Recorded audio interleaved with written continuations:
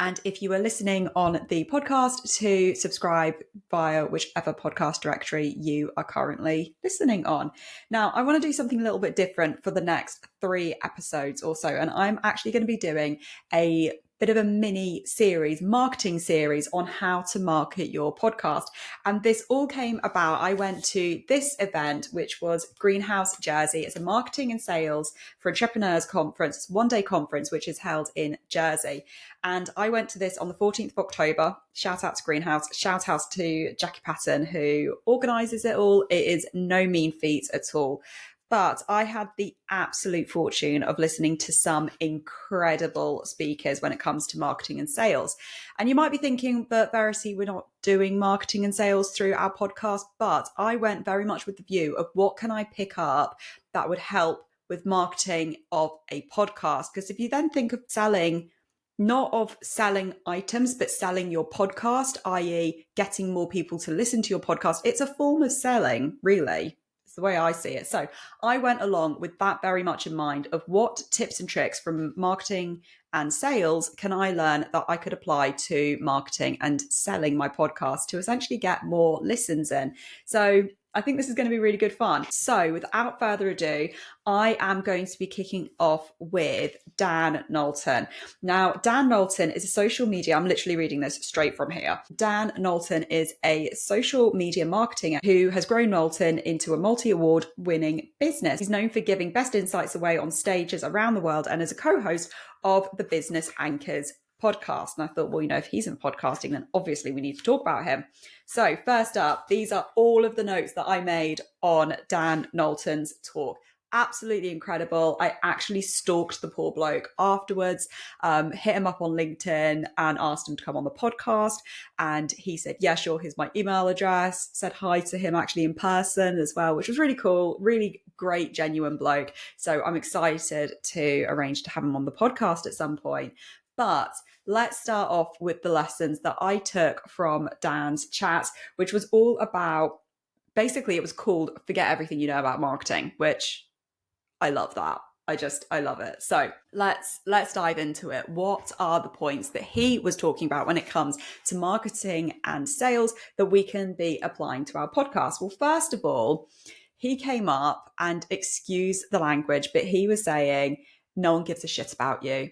And you know what? It's so true. Nobody does give a shit about you. People care about the content that you give them. So it goes back to the point that we've spoken about quite a number of times on this podcast, that people want to be either entertained or educated in some way. So it's figuring out, where does your podcast sit with that? Is it entertainment or is it education? And it doesn't matter. There's no right or wrong answer.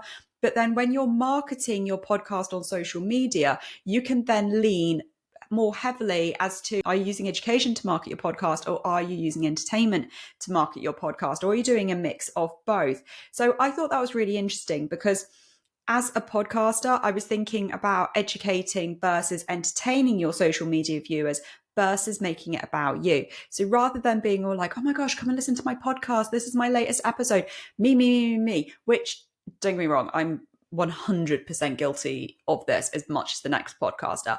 But instead of making it about me, instead, actually, what is it that you as the listener can take away from my podcast episode? From the podcast point of view, am I going to be saying, hey, essentially, if you come and listen to this podcast, you're going to be entertained? Or, hey, if you come and listen to this podcast, you are going to be educated? Obviously, I wouldn't say it quite like that, but it's just flipping that script of, rather than, I've just put out this new podcast episode and my podcast is the best and my new episode is totally amazing, actually flipping the script and trying to get across to people that if you come to this podcast, you will be entertained or educated. So I thought that was a really fresh take on how to market a podcast on social media. So I loved that. He then went on to talking about how, despite making your content about other people or about your, social media viewers, essentially, because the talk was all about, promoting on social media, your content and posts can be selfish, but in a selfless way. And I've never heard anyone talk about this before, about how your content can be selfish, i.e. about you, but it needs to be selfless, because that's what's going to draw people into it at the end of the day. So you always need to be thinking, what is in it for them? Why are my listeners, my viewers, whoever it is, why are they going to be interested in my piece of content? What is it that it's doing for them? And I think that this is, again, really important when it comes to podcasting, because it's thinking, what is my listener going to get out of this particular episode? What's in it for them? When they give me 20, 30, 40, 50 minutes of their time, however long it is, what are they going to get out of it that they are benefiting from? And he gave this amazing example as well, that when the iPod came out, Apple and Steve Jobs did not market it as, here's an MP3 device that you can put in your pocket and you can carry it around with you and look how small it is and stuff. They marketed it as 1,000 songs in your pocket. So they really sold the iPod with what was in it for the consumer. Well, at the time, we were all carrying around Discmans and Walkmans and stuff and all these CDs. And all of a sudden we didn't have to do that because we could carry around 1,000 songs in our pocket. So that marketing was just, what could the iPod do for the consumer, as opposed to, look at this amazing thing that we've created and you're going to love it because of this, this, and this, and all these kind of features. So I think we need to think about our podcasts in the same way. It's, what is it that our episodes and our podcast as a whole can do for the individual listener? I wrote down, don't limit your creativity based on inspirations in your niche. So Dan was particularly talking about TikTok for this one, and some Instagram trends and TikTok trends. And he was saying, when you're going through and you see other people in your niche and you think, oh, that's really cool, I should be doing that trend as well, or a piece of content around that. What he was saying is actually look for inspiration outside of your niche. So, if you're doing a podcast about accountancy, look at what podcasters in a completely different niche are doing, for example, or even look outside of the world of podcasting. Get your inspiration from whoever and wherever feels relevant to you. And I love that. This was an interesting one. When it comes to marketing and sharing your podcast, 20% of your marketing resource should be used to try something new. And I love this, because how often do we get stuck in the tranches of, oh, I only ever advertise on Instagram, or I only ever advertise on Facebook. And by the way, when I say advertise, I don't mean running ads. I mean advertisers in like promoting your podcast. And he's saying that actually just try something different for 20% of your marketing attempts. And I love that so much, because I think it is so, so fresh.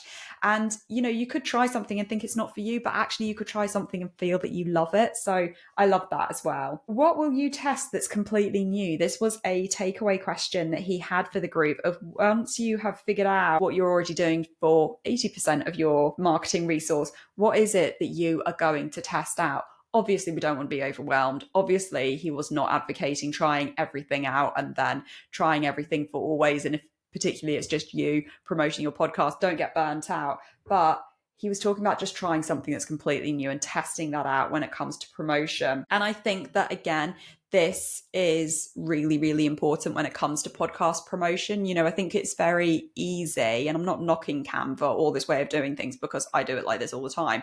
But, it's very easy to go onto Canva, create a still graphic, put it out on social media with a little bit of a blurb, and then just expect all the listens to come in.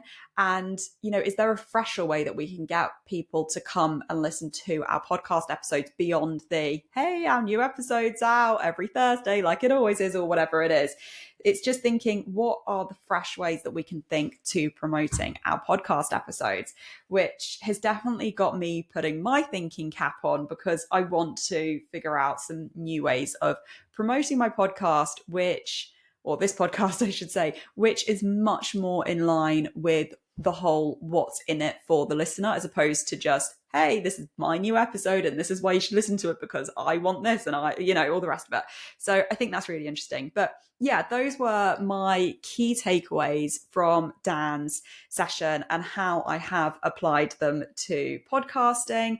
I hope you enjoyed it. I would love to know what are your thoughts on how you are going to try and promote your podcast, which is maybe a little bit outside of the traditional, here's my podcast and here's the episode link.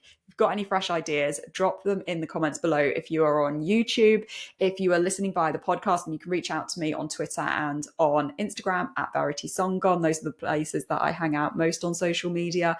And I would love to know your opinions. In the next episode, I'm going to be continuing with the theme of marketing, and I'm going to be giving you my key takeaways from the talk that I attended with Joe Glover, what I learned from him from a marketing and sales point of view, and how that can be applied to the world of podcasting. So don't forget to subscribe wherever you are listening or watching to this podcast episode, so that you are the first to know as soon as that next episode drops. Otherwise, I will see you next time.